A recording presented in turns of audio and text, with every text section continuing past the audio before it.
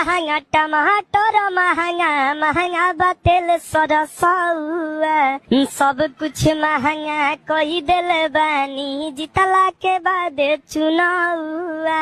Cylinder लगे ताव मारतावे चूसले में खून लागे रहुआ ई का कोई डुबाही देनिया पन नौआ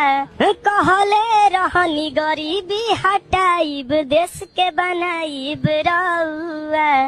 खाली काव काव करते रहिला जैसे करेला कौआ बरतन कपड़ा किनिए न पाई बढ़ल बा तना भौआ रउए बताई कैसे छवाई गरीब के आंगन मरौआ 1200 में फूल मिले 600 में हाफ हो कहनी की बंद बावे पौआ खाली काव काव करते रहिला जैसे करेला कौआ डीजल और पेट्रोल महंगा दिन प दिन बढ़े भौआ सब कुछ महंगा कही दिल बानी जितला के बाद चुनाव।